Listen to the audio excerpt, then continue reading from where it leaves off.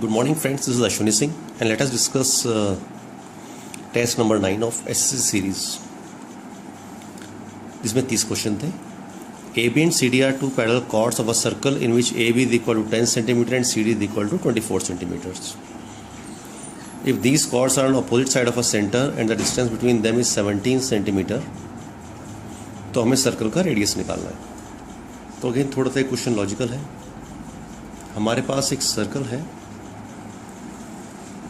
जिसमें एक कॉर्ड तो है हमारे पास 10, राइट, और दूसरा कॉर्ड है उसकी लेंथ है हमारे पास दे रखी है 24.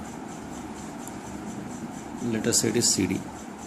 तो इसकी हाफ लेंथ हमें पता है ये 12 हो जाएगा और इसकी हाफ लेंथ हो जाएगी 5. यहाँ से ये रेडियस आएगा तो ये भी रेडियस हो गया और ये भी रेडियस हो गया. 5 और 12 से हमें कुछ तो हिंट मिल रही है कि एक साइड हमारी 13 होगी डेफिनेटली. ओके, तो और ये जो लेंथ रखी है हमको इधर की 17 करेक्ट. तो अगर हम 17 को देखते हैं तो अगेन लॉजिकल, ये है 5, अगर ये है यहाँ पे 12 तो ये हो जाएगा 13, अगर ये है 12 और ये है 13 तो हो जाएगा 5. 12 + 5 = 17. सो दैट मीन्स जो हमारा रेडियस है रेडियस हो गया 13. So 13 is the answer, correct. Second दे रखा है there is the pole inside a scalene triangular park ABC. तो एक पार्क है ABC, एक पार्क है ABC और इसमें एक हमने पोल लगाया हुआ है और जो एंगल है elevation of top of the pole वो हर किसी कॉर्नर पॉइंट से वर्टेक्स से इक्वल है. सो दैट मीन्स ये डिस्टेंस ये सब इक्वल है. तो इसका मतलब ये जो पॉइंट हुआ नीचे ये पॉइंट हुआ सर्कम सेंटर. ओके, नेक्स्ट है एरिया फॉर रोम्बस हमें दे रखा है 4800 और साइड दे रखी है 80. तो हमें डायगोनल्स निकाल रहे हैं. तो एक तो हमें रिलेशन पता है कि जो डायगोनल्स का स्क्वायर होता है D1² + D2², वो चारों साइड्स के स्क्वायर्स के सम के बराबर होता है, राइट. तो एक साइड दे रखी है 80. तो D1² + D2² = 80² + 80² + 80² + 80² + 80² = 4 × 80² और ये होता है 26600. और एक फॉर्मूला होता है हमारे पास, जो एरिया होता है half × D1 × D2, half × D1 × D2. तो यहाँ से हमारे पास D1 D2 आ गया 9600, करेक्ट. अप्रॉक्सीमेशन देखते हैं तो अप्रॉक्सीमेशन से सेकंड चॉइस हमारे पास आ रही है अप्रॉक्सीमेटली 145 और 65. सो this is the answer, correct. Next question दिया हुआ है manufacturer of freezes produce 600 units in the 3rd year and 700 units in the 7th year. Assuming their production increase uniformly by a fixed number every year, the total production in 7th year will be. तो ये हमारा AP बनेगी. तो production in 3rd year दे रखा है आपको 600. सो that means A + 2D हमें दे रखा है 600 और हमें दे रखा है 7th ईयर में, तो A + 6D = 700. दोनों को सॉल्व किया, D की वैल्यू आ गई 25. D का 25 यहाँ रखा तो A = 550.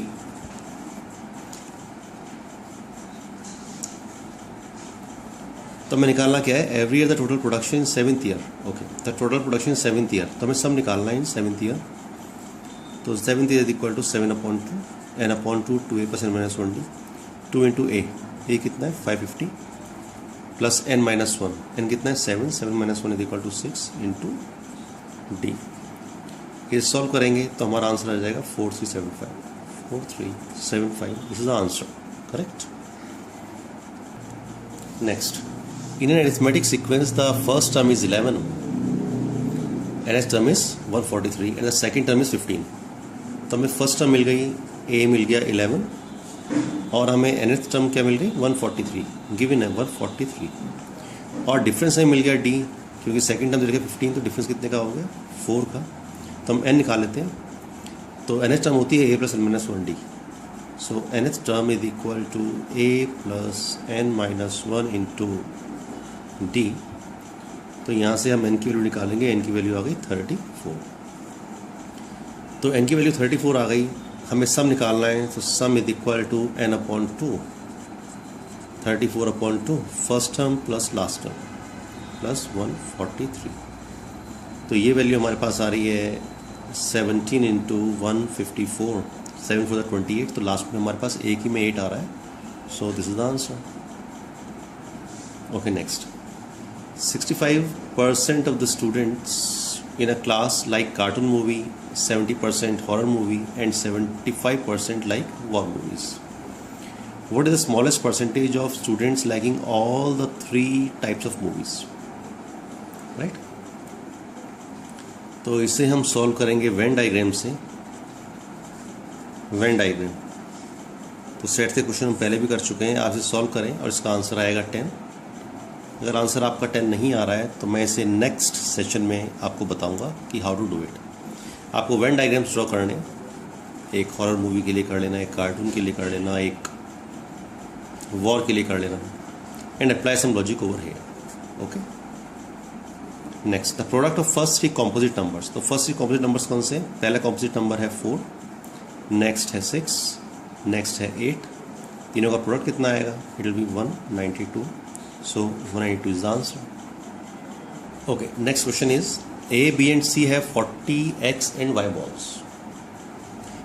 Okay, तो A दे रखा है, B दिया हुआ है, C दिया हुआ है। A के पास 40 है, B के पास X है और C के पास Y है।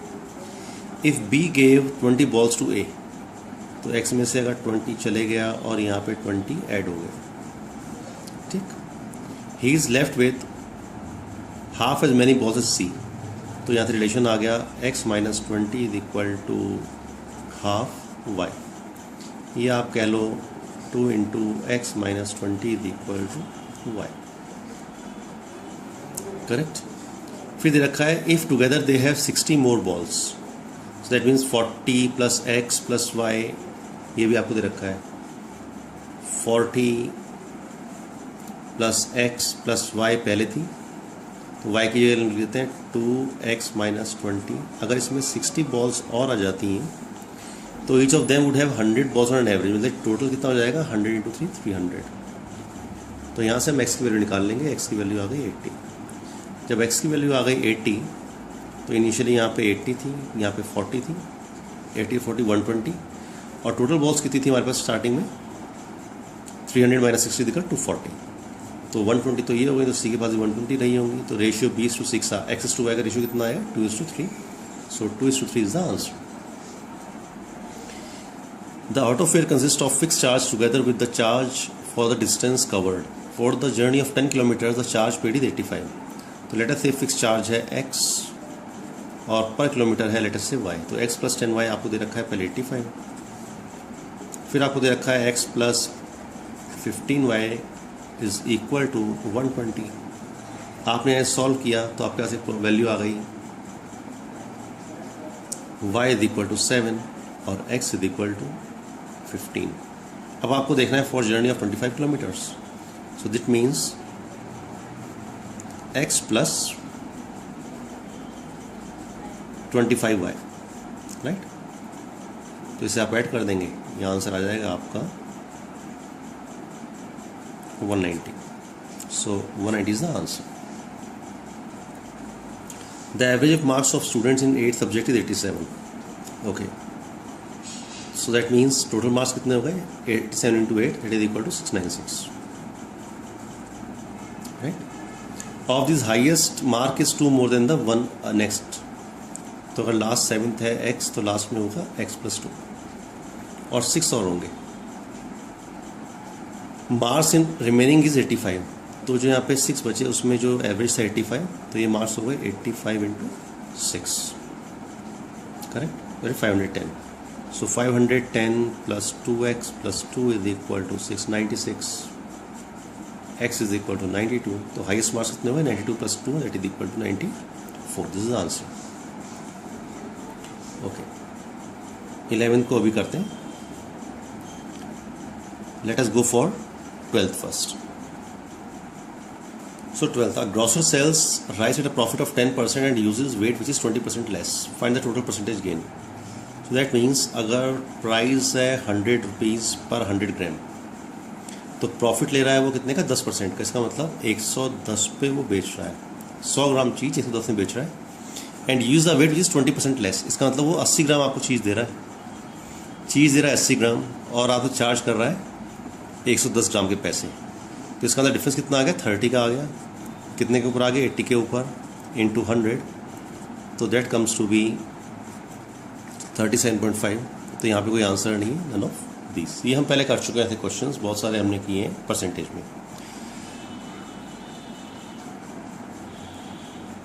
What is the maximum percentage discount that the merchant can offer on her marked price so that she ends up selling no profit or loss if she had initially marked up goods by 50%? So let us say it was initially 100, उसने goods markup कर दी 50%, तो ये आ गया 150। But they बेचना किस में है? No profit no loss 100 में। तो 50 का कितना परसेंटेज है? तो 50 upon 150 into 100, that comes to be 33.33। So this is the answer. Okay, let us see question number 14 now. The concentration of petrol in 3 different mixture of kerosene and petrol is half, 3/5, 4/5. Okay.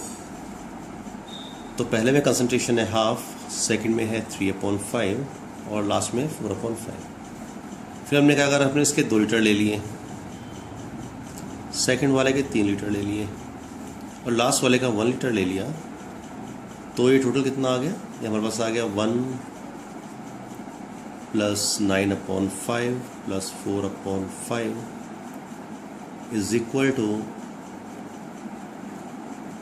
18/5। Right, total आ गया। और total litres कितने हमारे पास? 3 + 2 + 1/6। तो that means अब जो concentration है हमारे पास 3 लीटर्स 3/5। टोटल हमारे पास कितना है यहाँ पे? टोटल वॉल्यूम अगर 5 है तो उसमें से 3 कितना है? पेट्रोल। तो केरोसिन कितना होगा? 2, right. So 3:2 is the ratio and this is the answer. Next, A can do a piece of work in 20 days and B in 15 days। तो A अगर 20 दिन में काम करे तो एक दिन में 5% काम करेगा, और B 15 दिन में काम करेगा तो एक दिन में कितना काम करेगा? 100/15, दैट मीन्स 6.66%। तो ये काम तो एक दिन हो गया। दे वर्क फॉर 6 days, 6 दिन इन्होंने काम किया, तो 6 दिन में इन्होंने 70% काम कर लिया। अब ये कह रहे हैं कि B is replace by C। B की जगह कौन आ गया? C आ गया। और वो काम 4 दिन में ख़त्म होता है, 4 days में। तो इसका मतलब 4 दिन में ए ने कितना काम कर लिया? 20%। काम कितना बचे? 10%। तो 10% काम सी ने 4 दिन में किया, तो ये 100% काम कितने दिन में करेगा? 10, 40 days में। Okay, so 40 is the answer, correct. Next question करते हैं। तो नेक्स्ट क्वेश्चन ऐसा है, the ratio of earning of A and B is 4:7। A और बी की जो अर्निंग है उसका रेशियो दे रखा है, लेट अस से 4x एंड 7x। ए की अर्निंग इंक्रीज हो जाती है बाय 50%, दैट मीन्स ए की अर्निंग हो जाती है इंक्रीज बाय 2x, और जो बी की है वो डिक्रीज हो जाती है बाय 25, दैट मीन्स अब बी की हो जाती है 3/4 ऑफ 7x। तो जो रेशियो आएगा वो रेशियो आ जाएगा 8:7, करेक्ट। तो एक तो हमें कुछ यहाँ पे मालूम चल रहा है, फिर लॉजिक हम लगाएंगे अपना। 4:7 का रेशियो आ रहा है, तो यहाँ पे हमारे पास एक फैक्टर ऐसा है जिससे कि 4 और 7 हमारा रेशियो आ रहा है 28। तो पहली चीज़ तो हम 28 को ट्राई कर सकते हैं, ठीक, 28,000। तो अगर 4x इज इक्वल टू 28 है, 28,000 है, दैट मीन्स x की वैल्यू आ गई 7,000। ओके, तो अगर a की हो गई 28,000 तो b कितनी हो जाएगी? 49,000। अब इसमें इंक्रीज होता है 50% का, इसका मतलब यहाँ पे 14,000 पड़ गया, और यहाँ पे कितना हो गया? ये इसका 3/4 हो गया। तो यहाँ पे हम रेशियो देखेंगे, द रेशियो विल बिकम 8/7। तो हमारा जो आंसर था, प्रेडिक्शन था, वो सही था। This is the answer. Again some logic. Next, the rate of interest for first 2 years is 3% per annum. तो पहले 2 साल में मिल गया 6%, नेक्स्ट 3 years में 8% पर एनम, तो 24% मिल गया, और लास्ट के beyond 5 years is 10% per annum. तो SI फॉर 6 ईयर्स, तो इसका मतलब 1 साल उसने और लिया, तो इसका मतलब उस पर कितना मिल गया उसे 10%, तो हो गया 40%। तो 40% जो इंटरेस्ट है वो 1520 के बराबर है, तो 100% किसके बराबर होगा 1520 into 5/2 and that comes to be 3800 and this is answer. Okay, अब नेक्स्ट क्वेश्चन ट्राई करते हैं। A sum of money lent at compound interest for 2 years at 20% per annum would fetch rupees 482 more if the interest was payable half yearly then it was paid annually। तो सम कितना है? तो ऐसे questions को हम 100 पे बेस करते हैं। तो पहले हम बात कर लेते हैं, अगर हम बात कर रहे हैं 2 साल की और पेबल ईयरली, फिर हाफ ईयरली कर लेंगे, बिकॉज हमारे पास क्या बनेंगे 4 कंपाउंड बनेंगे। तो पहले तो हम फुल ईयरली कर लेते हैं। 100 पे हमें 20% मिल गया, तो इसका मतलब 120 हो गया, और 120 पे फिर 20% मिल गया, तो ये हो गया 144। तो 100 के 144 मिल गए 2 ईयर्स में। अब हम करते हैं हाफ ईयरली। हाफ ईयरली में रेट आधा हो जाएगा, ये हो जाएगा 110। सेकेंड ईयर में कितना होगा, इसमें 10% और ऐड हो जाएगा 121, फिर इसमें 10% और ऐड हो जाएगा थर्ड हाफ ईयरली में, तो 133.1, और फोर्थ ईयर में कितना हो जाएगा ये, इसमें 10% और ऐड हो जाएगा, तो ये हो जाएगा 146.41। तो यहाँ पे डिफरेंस कितने का आ गया 2.41 का। तो डिफरेंस आया 2.41 का जब हमारे पास प्रिंसिपल है 100, तो डिफरेंस हमारे पास दे रखा है 482। तो डिफरेंस 482 का आएगा जब हमारे पास प्रिंसिपल होगा 20,000। सो 20,000 इज द आंसर, करेक्ट। फिर A, B and C together earn rupees 1450 and spend 60, 65 and 70 of their salary respectively. If their savings are in ratio 14, 21 and 15, the salary of B is। तो इसे भी मैं भी थोड़ी देर में करूँगा, बिकॉज मैं इन क्वेश्चंस को क्यों छोड़ रहा हूँ, क्योंकि इनमें कुछ टाइम लगने वाला है। तो आपको मैं बता रहा हूँ कि जिन क्वेश्चंस में आपको लगेगा कि टाइम कंज्यूमिंग है, just leave them first, right, otherwise आप इसमें अपना टाइम कंज्यूम करेंगे। तो अभी 2 क्वेश्चन हमारे पास ऐसे होगा जिसमें कि हमारा टाइम का। नेक्स्ट क्वेश्चन देखते हैं। In a test consisting of 150 questions carrying 1 marks each, Saurabh got answered 80% of the first 75 questions correctly. So 80% means 60 questions out of 75 तो उसने करेक्टली आंसर कर दिए, और उसे 60% ओवरऑल चाहिए। तो 60% ओवरऑल के लिए उसे 30 क्वेश्चंस और सही करने हैं, कितने में से, जो रिमेनिंग 75 है। तो ये कितने परसेंट हो गए, ये हो गया 25 3s 25 4s 3 10s 10 4s 40 equal to 40%। Okay, next question. Post card costing 30 paise each and inland letter 150 each. तो post card, inland letter, post card की कॉस्ट आ गई 30 पैसे, इसकी कॉस्ट आ गई 1.5 रुपया, एंड परचेज फॉर 66 रुपीज़। तो हमने कितने खरीदे, total number of post card and inland purchase वो 60। तो 60 की कॉस्ट है 66 रुपये, तो एक की कॉस्ट कितनी होगी, 1 रुपये 10 पैसे, राइट। तो यहाँ से दोनों का रेशियो निकाल लेते हैं, यह आ जाएगा 40:80, दैट मीन 1:2। तो अगर टोटल परचेज की हमने 60, तो इसका मतलब 20 तो हमने परचेज कर लिए पोस्ट कार्ड और 40 इनलैंड लेटर्स। अब इनका नंबर हम चेंज कर दें, तो पोस्ट कार्ड तो हो जाए 40 और इनलैंड हो जाए 20, तो कॉस्ट कितनी हो जाएगी इनकी, तो 40 इंटू 30 12 रुपये तो इसके हो गए, एंड 20 इंटू 1.40 30 रुपीज़ इसके हो गए, तो 30 + 12 is equal to 42, correct. Okay, let's see the next question. 22nd, x minus a upon x minus b is equal to 1 and a minus b plus 5 is equal to 0, then the value of x minus a cube minus 1 upon x minus a cube। तो यहाँ से हम देख लेते हैं 1 upon x minus a कितना आ जाएगा, x minus b।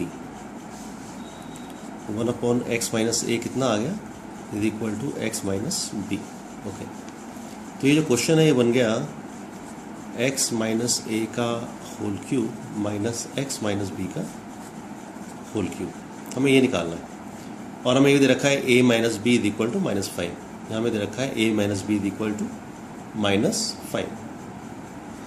तो a minus b is equal to -5, या हम कहेंगे b minus a is equal to 5। Okay, तो हमें पता है कि अगर कुछ है, ये है कैपिटल A, ये है कैपिटल B, ए क्यूब माइनस बी क्यूब निकालना है, तो एक तो ये पता है कि अगर ए प्लस बी का होल क्यूब है, इसका फॉर्मूला क्या होता है, ए क्यूब, हमें तो माइनस निकालना है, तो ए माइनस बी का होल क्यूब का फॉर्मूला क्या होता है, A cube minus B cube minus 3ab A minus B. Okay, तो ए माइनस बी का होल क्यूब, अगर मैं इसमें से ये माइनस करता हूँ तो ये कितना आ जाएगा, एक्स माइनस बी माइनस से आ जाएगा ये, तो बी माइनस से आ जाएगा 125, करेक्ट। तो ए माइनस बी का होल क्यूब आ गया, एक्स माइनस से माइनस एक्स माइनस बी, तो आ जाएगा बी माइनस से, ए माइनस बी की वैल्यू इतनी आ गई, तो बी माइनस से 125 is equal to a cube minus B cube minus 3ab।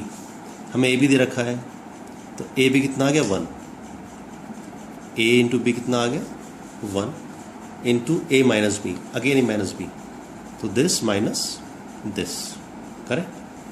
तो ये कितना हो जाएगा फिर से b माइनस से, तो b माइनस हो जाएगा 5, तो ये हो जाएगा -15, ये सिर्फ आएगा +15 हो जाएगा, तो A cube minus B cube is equal to 140, so answer is 140, correct. Next question, root X की वैल्यू हमें दे रखी है √3 माइनस √5, तो यहाँ से अगर हम स्क्वायर करते हैं तो x की वैल्यू आ जाएगी 8 माइनस 2√5, अगर x का भी स्क्वायर करते हैं तो अगेन ईजी हो जाएगा 64 माइनस 32√5 प्लस 2 प्लस 6 इसमें कर देंगे, तो इसमें आप x स्क्वायर आपको मिल गया, x मिल गया, प्लस 6 कर दीजिए, x square minus 16x plus 6, तो आपके पास आंसर आ जाएगा एक, that will be equal to 2।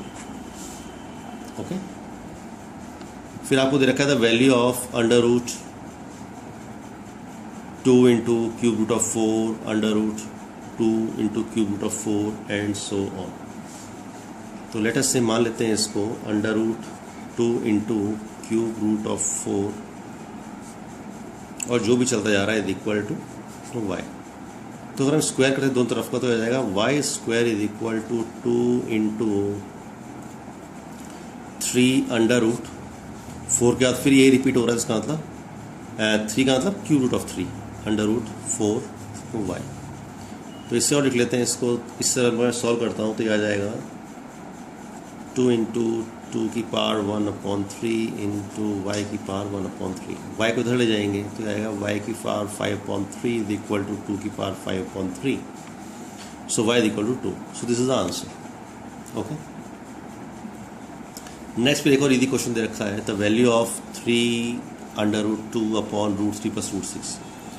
तो ये फर्स्ट हो गया, ये सेकंड हो गया, ये थर्ड हो गया, अलग अलग सॉल्व कर लेते हैं। पहले मैं सॉल्व करके आपको दिखा देता हूँ, सेकंड बेसिस सॉल्व होगा।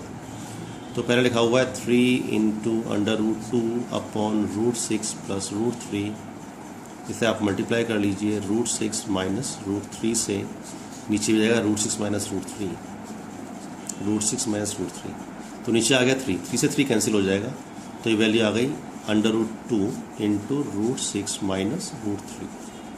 ऐसे ही वो सेकेंड वैल्यू है, इसे आप सॉल्व करोगे तो ये भी आ जाएगा अंडर रूट 3 √6 माइनस √2। ऐसे आप थर्ड वैल्यू भी सॉल्व करोगे तो ये भी आ जाएगी वैल्यू हमारे पास under root 6 √3 minus √2। This minus this plus this सब कुछ आप करोगे तो सब कुछ मिला के 0 आ जाएगा। कैलकुलेशन इतनी लंबी और answer is 0। Okay, now let us see another question. इस क्वेश्चन में कोई लॉजिक नहीं है, मैं देख चुका हूँ, तो इसको भी हम अभी छोड़ सकते हैं। अल्टीमेटली हम क्वेश्चन को नहीं करेंगे। If you have solution you can give it to me, because मेरे को इसका लॉजिक समझ में आया नहीं क्वेश्चन का। हो सकता है क्वेश्चन गलत लिखा हुआ हो या कोई लॉजिक अगर आपको दिख रहा हो तो आप मुझे आंसर कर सकते हैं। Anyway 27th, if 2x plus 2 upon x is equal to 3 then the value of x cube plus 1 upon x cube plus 2 is equal to निकालना है हमको, ठीक है। तो इसे हम डिवाइड कर देते हैं 2 से, तो आ जाएगा x plus 1 upon x is equal to 3 upon 2, दोनों तरफ का क्यूब कर देंगे तो हमारे पास आ जाएगा a cube plus b cube plus 3ab into a plus b and is equal to right hand side में आ रखा है 27, 3 का क्यूब 27 अपॉन 8। सो इसे आप सॉल्व कर लो, दोनों तरफ 2 भी ऐड कर दो, +2 राइट। 27 जो यहाँ पे जो वैल्यू है हमारे पास, वैल्यू को आप इधर ले जाना। ओके, और क्वेश्चन को सॉल्व करोगे तो हमारा आंसर आ जाएगा, and that will be 7/8। Next question देख लेते हैं। Out of the given one of the factors of a² - b² whole cube plus b² - c² whole cube plus c² - a² whole cube is. ये बड़ा simple है, ये है a³ plus, मान लिया इसको a, ये है b, ये है c। हम देख रहे हैं a + b + c = 0 हो रहा है, तो a³ + b³ + c³ कितना आता है, 3ab, दैट वी नो।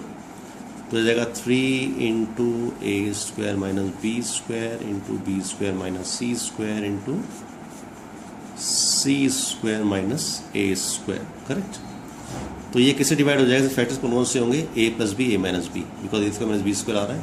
तो इन सब में से हमारे पास जो आंसर आ रहा है, the answer is first one, a। Okay, next question देखते हैं। An isosceles triangle ABC is right angle at B। तो let us say we are having a triangle जो कि B पे राइट एंगल्ड है। तो ये हो गया A, ये हो गया B, ये हो गया C। Anyway, P and Q are at the feet of perpendiculars. तो ये तो हो गया P, ये हो गया Q, ये हो गया D। एंगल एक दे रखा है आपको 15 डिग्रीज, तो ये हो गया 30 डिग्री, 30 डिग्री, क्योंकि क्या है, राइट एंगल ट्राइंगल, ये 90 डिग्री, तो ये 45, ये भी 45 होगा। तो इस ट्राइंगल से cos 30 की वैल्यू आ गई B/AD, और इस ट्राइंगल से cos 15 की वैल्यू आ गई A/AD, राइट। तो cos 30 कितना होता है, sin 60 के बराबर। तो ये आ गया √3/2 = B/AD। सो AD की वैल्यू आ गई 2B/√3। तो cos 15 होता है sin 75 के बराबर। सो sin 75 = A/AD। AD कितना है, 2B/√3। सो 2B × √3। तो हमारे पास आंसर है शायद एक A√3/2B का। This is the answer. Okay, now the last question. Each interior angle of a rectangular octagon is in radiance. हमें रेडियंस में निकालना है। तो हमें पता है कि सम ऑफ एक्सटीरियर एंगल्स कितना होता है, 360। साइड्स हैं 8, right. So that means exterior angle कितने का हो जाएगा,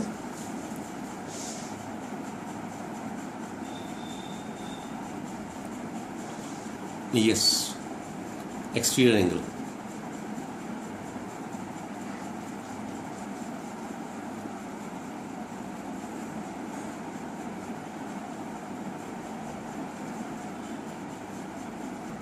ओके। तो एक्सटीरियर एंगल कितने का हो जाएगा, एक 360/8, 360/8, that will be equal to 45 degrees. तो एक्सटीरियर एंगल कितने होगा, इंटीरियर एंगल कितने होगा, 135 degrees. 135 degrees is equal to 3π/4। So 3π/4 is the answer, right. तो आज के पेपर में मैंने अभी 4 क्वेश्चन छोड़ दिए हैं 30 क्वेश्चंस में से। एक क्वेश्चन था 6th जो वेन डायग्राम का था, वो आप ट्राई करेंगे। एक क्वेश्चन था क्वेश्चन नंबर 11, एक क्वेश्चन है क्वेश्चन नंबर 19, और एक क्वेश्चन है क्वेश्चन नंबर 26। तो 26 क्वेश्चन का लॉजिक कोई है नहीं अभी, और जो क्वेश्चंस हैं वो आप ट्राई करेंगे, एंड इसका आंसर मैं आपको नेक्स्ट टेस्ट में दूंगा, टेस्ट 10। तो जो टेस्ट 10 होगा उसमें 4 क्वेश्चन तो यही होंगे, प्लस 26 और क्वेश्चन होंगे। टोटल पेपर होगा 30 क्वेश्चंस का। ओके, तो कोशिश करें अपना टाइम इंक्रीज़ करें, फिर टाइम को लिमिट करें, और प्रैक्टिस करें, रीड करें, प्रैक्टिस करें, और सब्सक्राइब करें और शेयर करें। Thank you.